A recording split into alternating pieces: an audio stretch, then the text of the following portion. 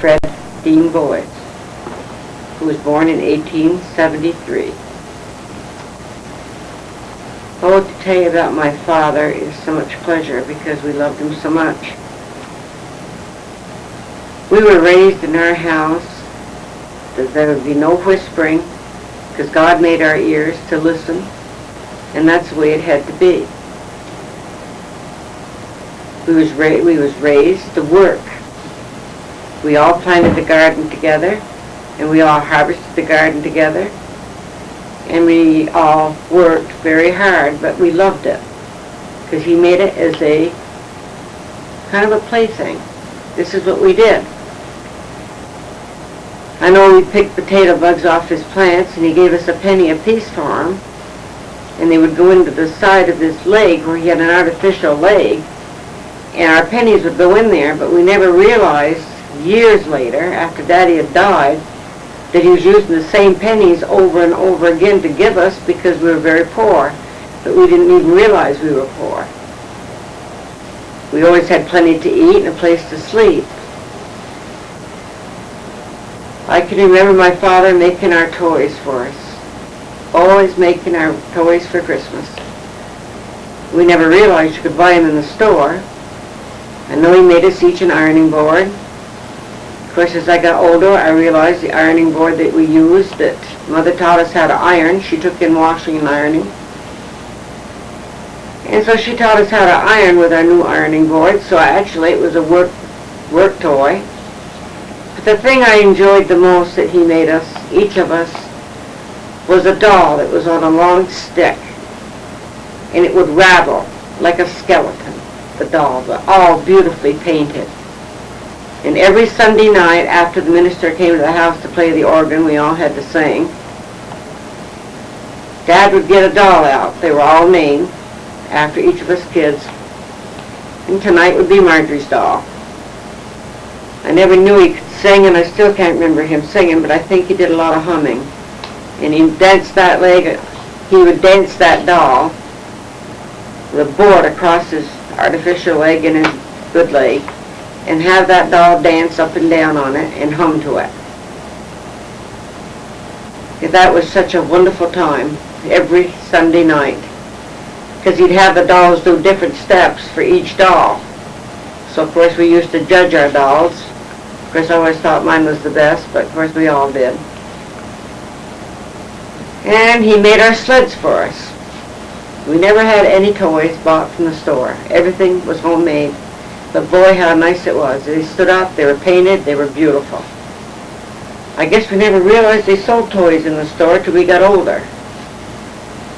But our Christmas was always beautiful with the things that we made to put on the tree, popcorn and cranberries, which we all did together.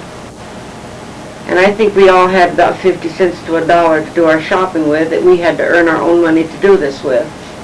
Of course, handkerchiefs back in that day were a penny a piece, so we could really buy a lot of handkerchiefs, and it covered the whole tree. My dad could really tell tales, I'm telling you. I know when he got mad at me, which is quite often, because I was kind of the mean one of the family, always laughing at the table when you weren't supposed to.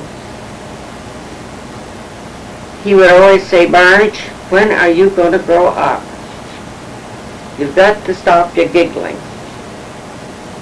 And of course, I would giggle over anything. Being sitting next to my father at the table, I got snapped in the ears many a times for opening my mouth because only the mother and father could speak at our table. We had to sit with our hands folded, and Dad would fill the plate, and it had to be passed around each one, then fold your arms till the next plate was ready. None of us started eating until everybody had their plate in front of them, and a prayer was said. No talking was allowed at the table, only with my mother and father. But I got to send away from the table many a times, because having the buffet across from where I sat, my sister Dorothy, used to make me laugh all the time, and there absolutely was no laughing at the table either. So I was sent away from the table. But I never lost too much weight over it. And I know when he popped the popcorn that we had to eat it in silence, but not too much noise. My father lost his leg, I believe, back in I want to say 1937, 38. Of course, we never knew that Dad was as sick as he was because it was never talked about in our house, sickness. Of course, I found out as I got older that he had what you call stonecutter's TB. So he lost his leg. Never complained. Just an outstanding father and mother. I guess it's just good times I can remember playing outdoors. And I was told by my older sister Evelyn, who is 81 now, that Dad was a stonecutter. I know on the graves up to the cemetery in Mocha of my grandfather, he made my grandfather's stone. And he also made his sister's and his brother. So he was a polisher and a stonecutter, but I don't know where he worked. I don't know. I heard a rumor that it was Hardwick, but I don't know. He never discussed too much about anything from family, only our life in our house. So I really didn't know too much about his family, especially his mother and father. I only wish that I had known more about them. He certainly could tell stories, but nothing about family. I know he always told me when he got a little bit mad at me that the gypsies left me. I used to cry over that, and then one day he says, "Marge, come here, I've got to tell you something." It's one of my stories again. He says, what really happened was you was outdoors playing, and you was just a little baby. You was setting up in the dirt, so you must have been about a year old, and the gypsies came in the yard and they tried to steal you. And our dog Rover took a big hunk out of one of them and dropped you. So I kind of used that to tell you that the gypsies left you instead of trying to steal you. But he says that's what happened. So he never told me that they left me again. He never did things to hurt you, but that one did really kind of hurt me a little bit. He was good to everybody. Everybody loved him. He couldn't work, so of course he made clothes bars and things like that. He was a carpenter, and I know we had to sell them. Like I said, we all had to work. I had to go to work in a store when I was 9, and in a bakery when I was 10. But we never complained. And I guess that was because of the love that we had. I only wish that I could go back through those days now and know what I know today. And boy, would I ever dig him for information about everybody in his family that I don't know about. Because I really would love to know, because they must have raised him right, because he certainly raised all of us right to love everybody. I try to show it.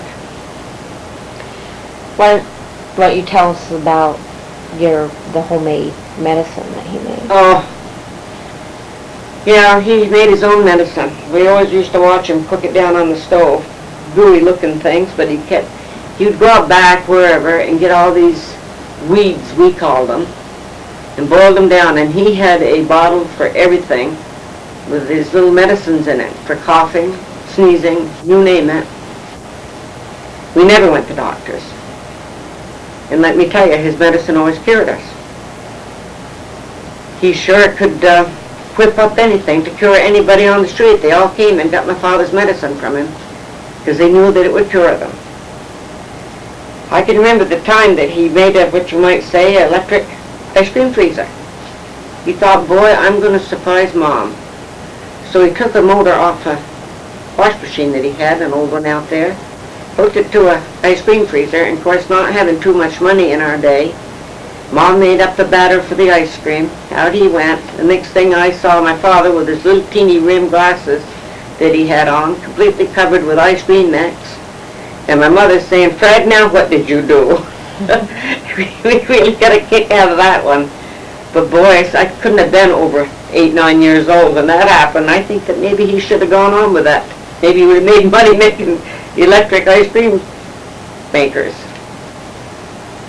Did Did you have a car when you grew No, up? no, we never had a car. My father never had a license. I don't ever remember anything, only horse and buggy, that his brothers used to come and visit us from Boca. But no, Dad never had a car. Never. I don't know if he ever rode in one. I can't, but he must have, but I can't remember it. Now, how many children were in the family? There were 8 children, 2 brothers and 6 sisters. 6 girls, I should say. Very close-knitted family. But I think the last 4 of us that were left at home after the others all got married got really, really close. But it was a very close family. My father lived to be 67. And of course, my sister Dot and I happened to be there when he died. My mother was in the hospital having surgery. Of course, she came home that same day. He just loved everybody. I know I can remember him going out on the porch and keeping the score for the team of ball players that was at the Lakeside Garage. They go out every noon and play ball, and Dad would keep score for them. And they just loved him. Why don't you talk about how old you were when your father died? My father died when I was 12 years old, 1941. At 67 years old. He was getting ready to go back to the sanatorium. And he always said to us, I'll never go back there, because he had to go down there quite often. And where was that? I think it was in Pittsburgh, Vermont. We went down there 2 or 3 times to visit him when he was in there. But he never wanted to go back there. But we always thought it was a TV that was catching. We were never told any different until in later years when my sister told me that it was Stonecutter's TV. The dust from polishing stones and things caused it. It was a relief to me to know that it wasn't contagious, but back in those days they didn't have any cure for such a thing as that. Only sanatoriums where they sent him because he coughed so. I used to ask him, this minister that came to the house every Sunday night, was just looking at him, you'd laugh because he looked like Ichabod Crane. But we didn't belong to that church, we belonged to the Methodist church. And he really believed that we should go to church. So of course me, I'd be the only one that would dare to ask such a question. I said, how come you don't ever go to church, Daddy? Well, he says, you know, I pray a lot, but I pray up in the garden, sitting in my chair. And Marge, you don't always have to sit in the church to pray, because God is always with you, and you can pray outdoors or everywhere you want to. And that's where I do my praying, is outdoors, and he hears me good. Because he said he gave me a wonderful family, so he says I figured he hears me good. The minister that comes down to play the organ every Sunday night is a friend of mine. We don't belong to his church, but I like him. And he likes to come down and play these hymns so that he can keep me in tune. Of course, I can't remember him ever singing that well, but he must have hummed or something, because I know we all sang. But we had to listen to that every Sunday night for about an hour. But Dad really loved it, and I guess we did too. Did your father play any instruments? Only his dog on his leg there that we tapped with his foot, 1 foot there. No, he never did, that I know of. Huh. I know he made his first artificial leg himself. And of course, it's being a carpenter, but he took the leather tops from a shoe that he made like a piece of iron that went down, and he made like a shoe at the bottom of it. And it was really a weird looking, and I had one of them. He made 3, 4 of them, and I had them for quite a few years. I just had to keep that because it was part of him. And then the state, I believe, or someone, somebody all chipped together and got him his artificial leg. And those are the ones we put our pennies in that little hole on the side. But he never liked it. He did walk up a little ways up the street and back because it would squeak and he'd oil it, but it would squeak. He really liked the ones he made, but they wanted him to wear the new one. It did look something like a leg, but he never really cared for that leg. He liked his. But He could make anything.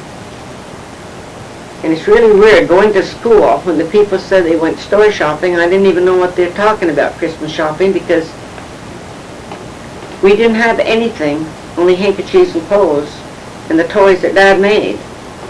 I only wished I had them now. I did have them for years, and they disappeared. I don't know what ever happened to them, because I would have loved to have that wooden doll there on the end of that stick.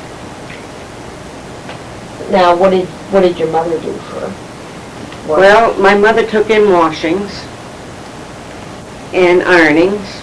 That's how come we all helped her with our little ironing board. And we helped her with the washings. And of course, we didn't have hot water.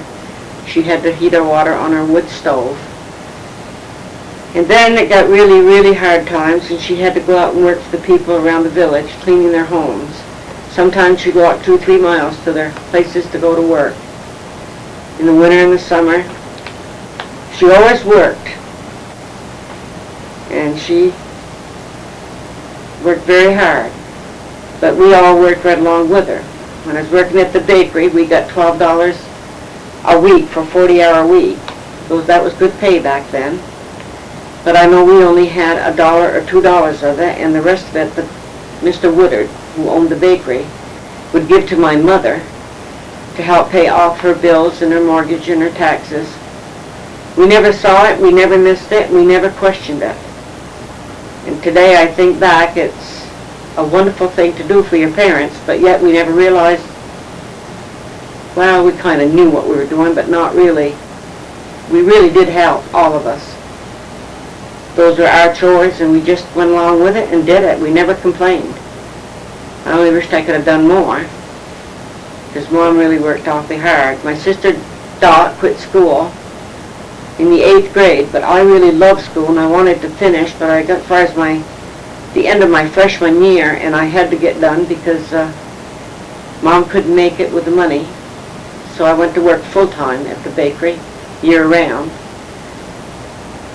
And then, of course, I got married on my 17th birthday, so then my husband Keith helped support my mother.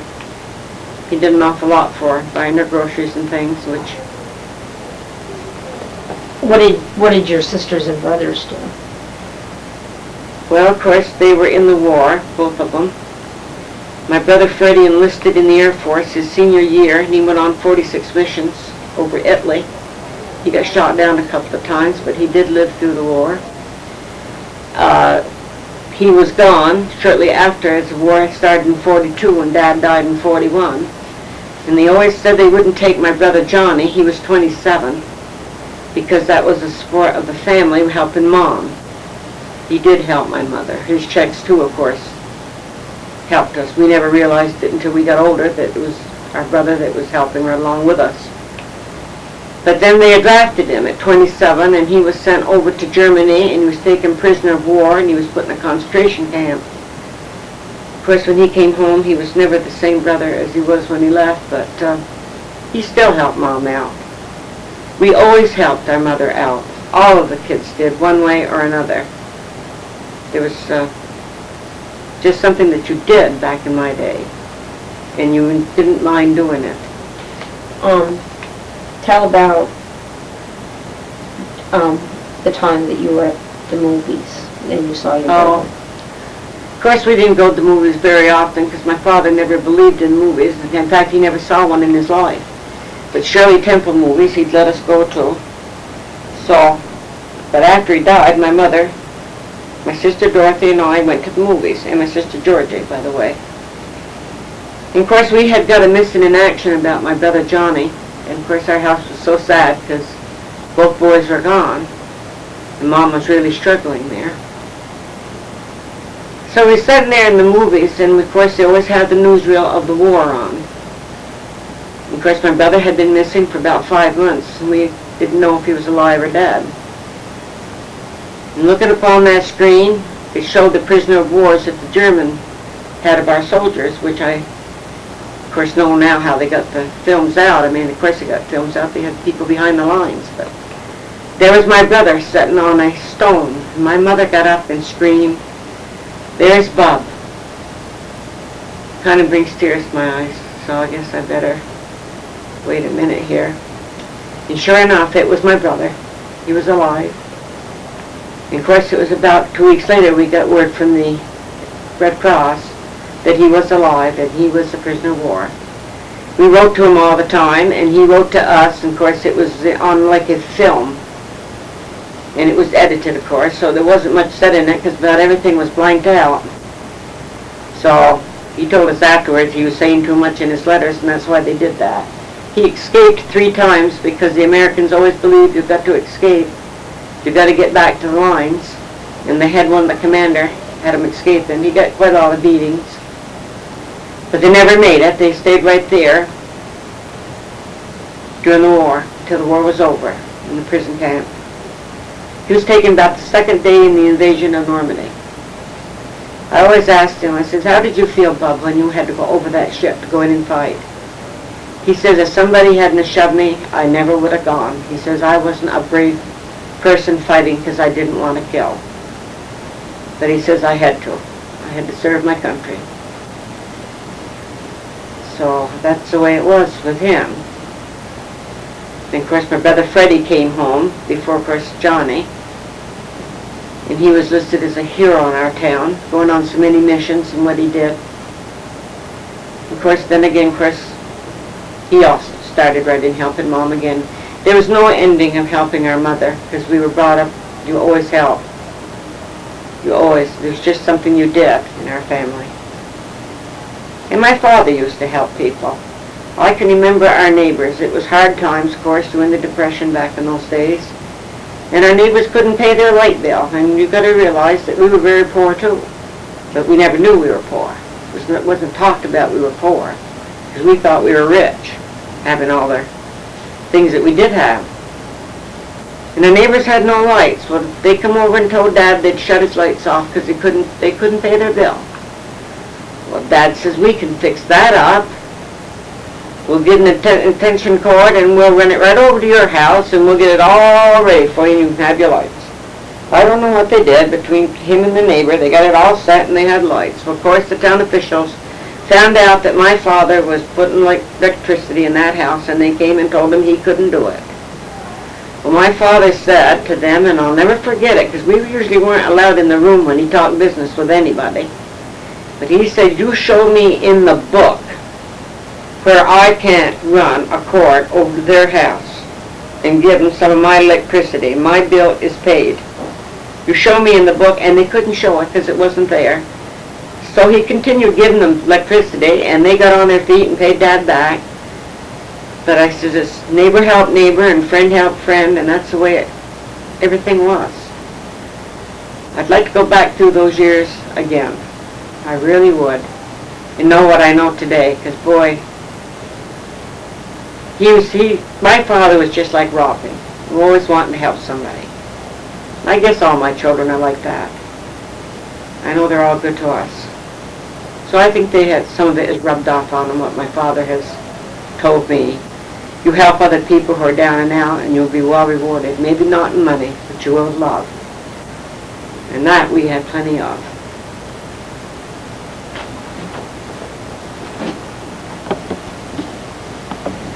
Okay. I can remember their radio in the living room. Every Sunday night at news time, there couldn't even be a whisper. They couldn't whisper anyways. He didn't allow it in the house. But he didn't want any noise. Nothing. Because he would listen to that radio. I don't remember who the newsman was, but he'd come on saying, sad news tonight. And Dad would listen to the news, and when he got done listening to it, he would say to my mother, Ellen, we're going to be in a war, and it's going to be a bad one. You better get prepared.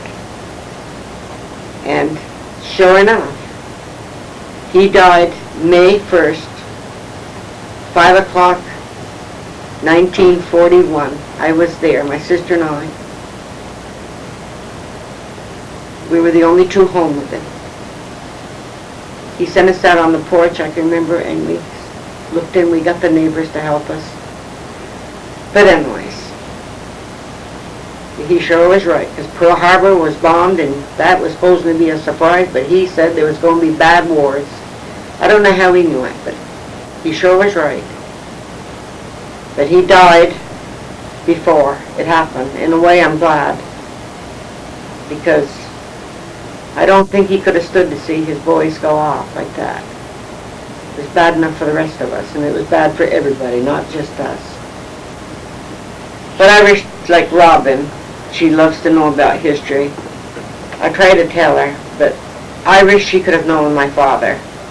Because, boy, she could drill him and get so much information, because he never talked about his mother and father, his family.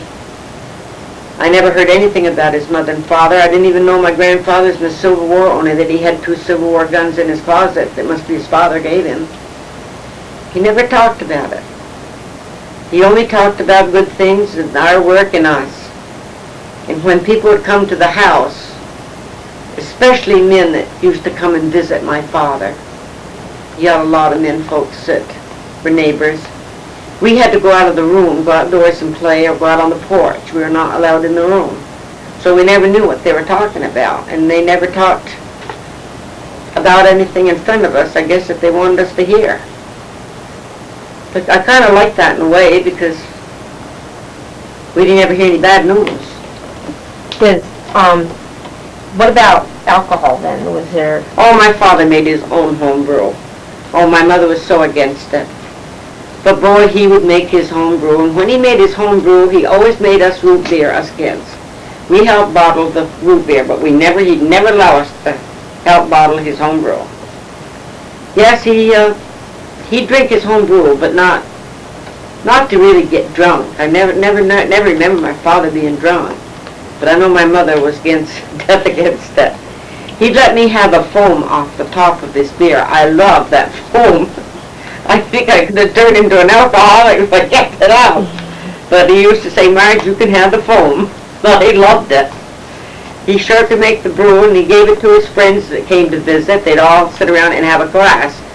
I don't remember him ever drinking out of the bottle. They had it in a glass. Your mother would always walk out onto the porch, I know, with her hands in her apron pocket or her pocket to her dress, and sit out there while he was doing it. She never drank in her life that I know of. And of course, she never smoked.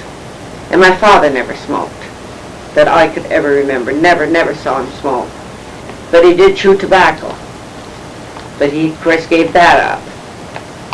I know when he got coughing in the house, we all had to either go out on the porch, and of course in the wintertime we, of course, didn't. And we had the house fumigated a lot. I guess it was to get rid of the germs, my mother used to say. Because of Stonecutter's TB, we used to all thought it was catching. And I always thought that. We had to be tested all the time if we had TB.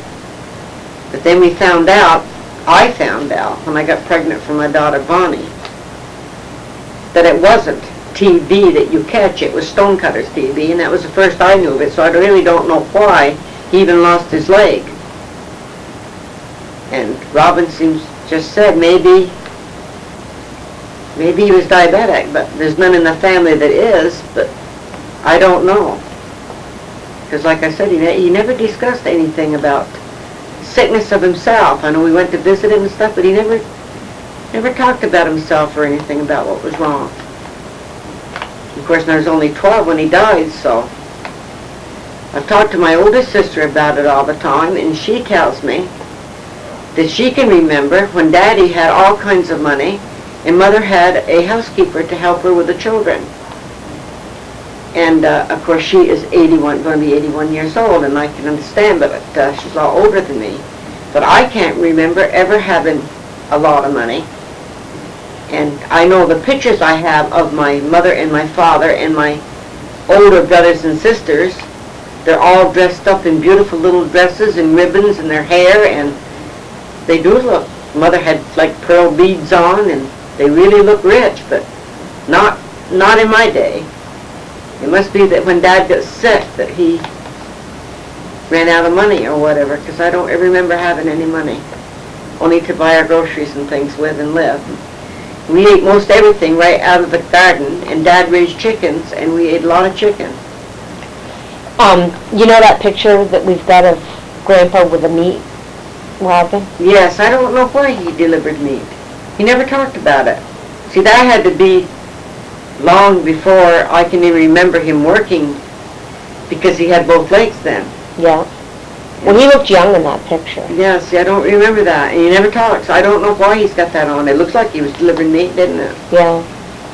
I don't know, and he was sitting on that horse, and I don't know what kind of a uniform that was he had That on. Civil War uniform, I think. But I got a lot of pictures when he had both legs. You see, I only remember the sore leg, and I guess I can go back to the first and second grade, but I still don't ever remember my father working. He was sickly. But Evelyn said that came, like she says, when the second batch of kids came. And I'm one of them, because she's so much older. So how big of a span is there between the ages of the kids? Well, not many, really, truly, but there is between her and me, because I'm one of the last ones. I'm next to the youngest, so you start out with Evelyn being in her 80s, and you go right down through. And of course, Johnny was,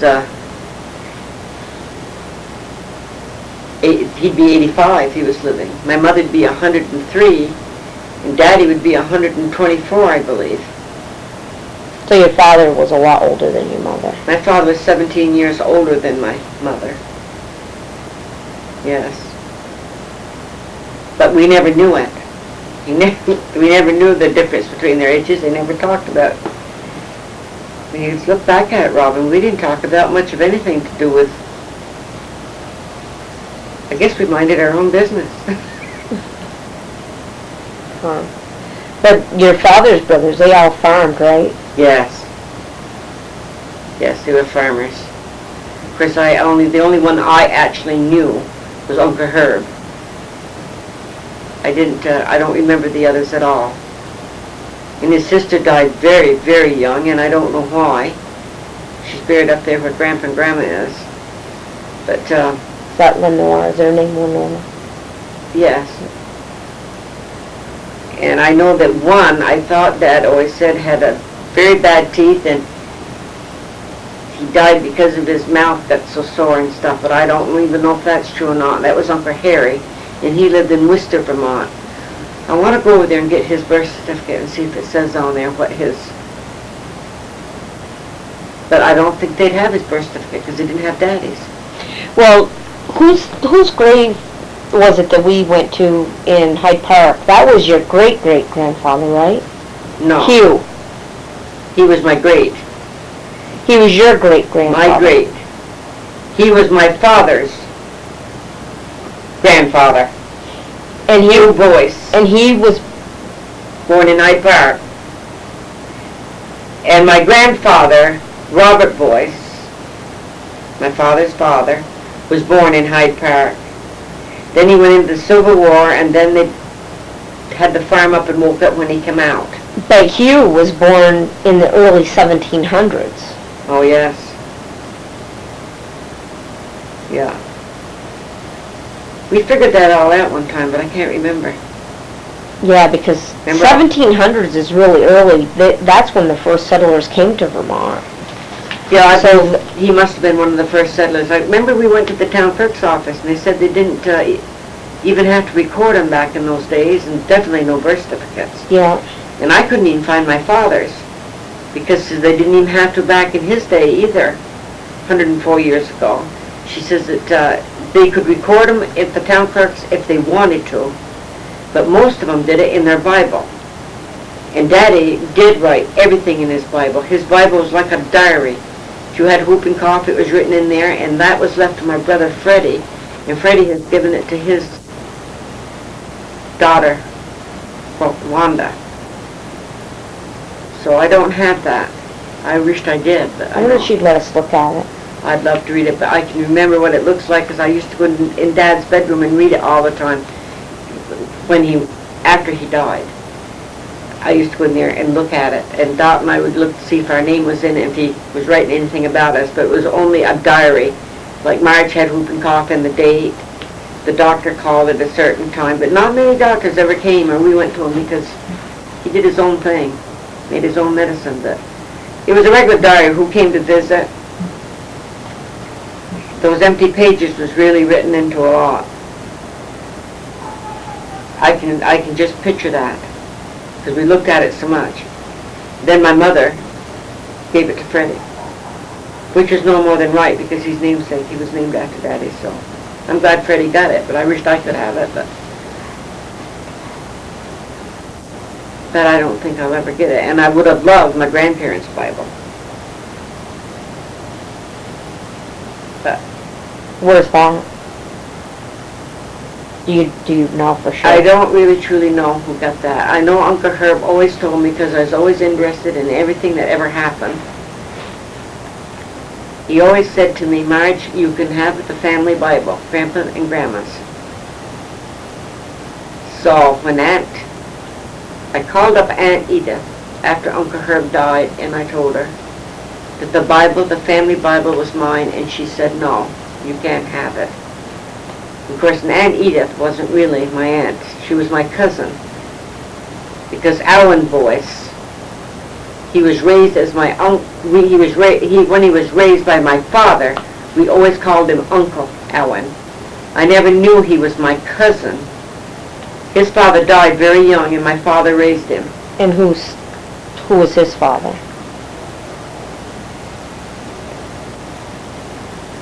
I'd have to look. Was he the one that died with the bad teeth? No, that was Harry. No. He's the one that we went up to the grave and looked at his grave. What was his name? God. It's in that book over there, but I've got it written underneath the picture, Uncle Alan's father. You see, I never knew Dad raised him. I think they all did. Hugh? Was there a Hugh? There was a Hugh. I think it is Hugh. I think that's just who it was. It'd be in, yeah, shut that off a minute, we'll look. Well, I'll just keep it going. I just want your voice anyways, I don't care. Maybe I'll give this back here, and we'll go down there together to do this. I don't want nothing to happen to No, it would be in my book. In your book? My book, my album. Oh, you brought your album? I brought my album so that you could, I was going to show you you've seen the pictures 1,000 times, but I didn't know if you wanted any of the pictures to be done off. Well, I've got it here. I haven't done any of these.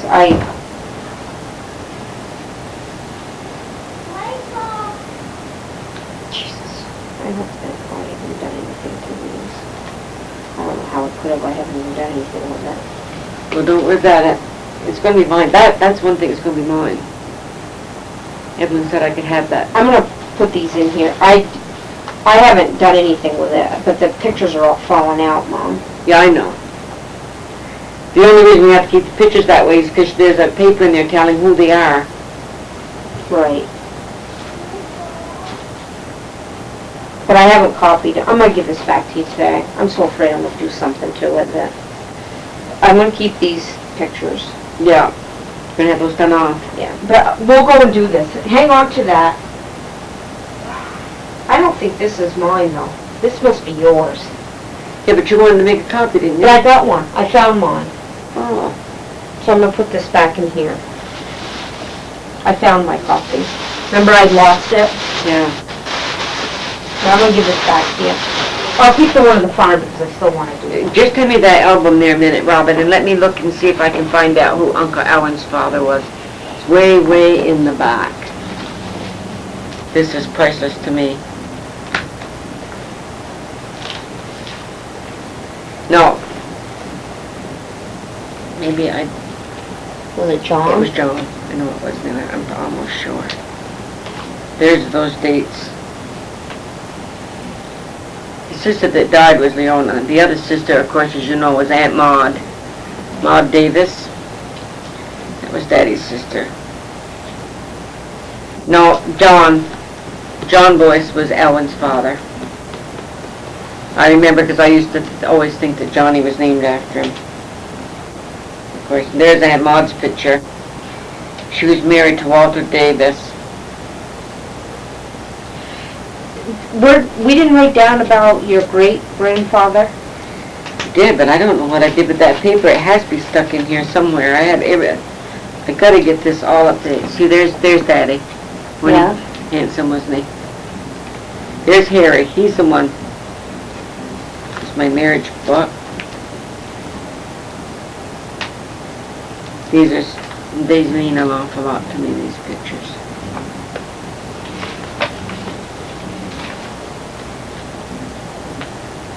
See, I have all that, and I didn't know maybe someday you would like copies of it yourself. That my brother Johnny and my mother, you know. I know it's not pleasant things, but yeah. There's Herb. It's Uncle Herb right there. Who's that right there? Herb. That's Uncle Herb. It's my mom. Or Evelyn. I have Dad's death certificate. So where did we write down about? I don't know. And I know we did. There's the farm. Yeah. I love that picture. Doesn't look like that today, does it? There's a picture. Who do you think that is? Marge Bradley. No. Yes, it is. Her mother put it in. Oh, there's your father with the meat Yeah, wagon. and there's Daddy singing. I never knew who that man was. But Grandpa and Grandma there. And there's Johnny and there's Evelyn. Isn't that an old picture? See how nice my mother, wasn't she beautiful? Dad, he always,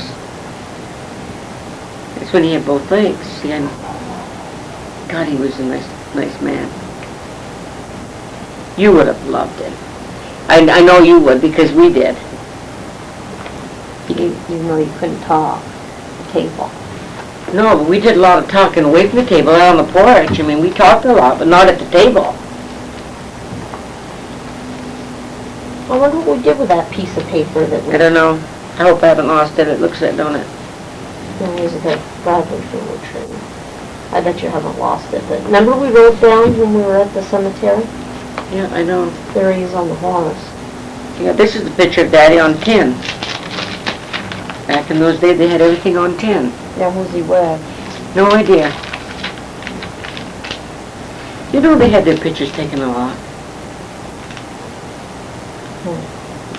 I can remember seeing that in my father's album. And they gave that... Would that be his, that wouldn't be his father? No, I don't think so. No, I don't even have any idea what his father looks like. No, I don't think so. You see him when he had the two legs? Yeah. Long before, and I don't even know where these pictures were taken. See how rich they dress? See their beautiful dresses, and Mom, they're all dressed up.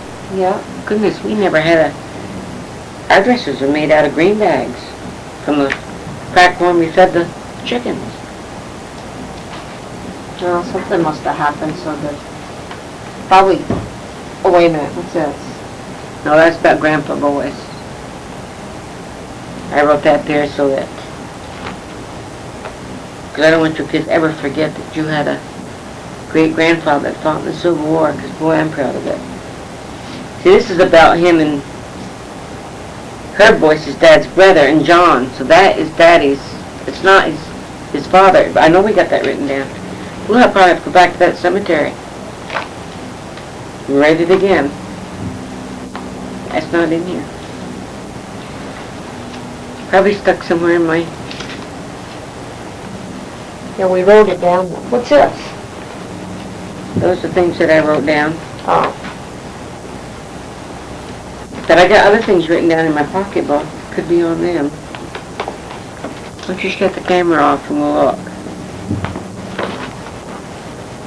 So I think after what was he married?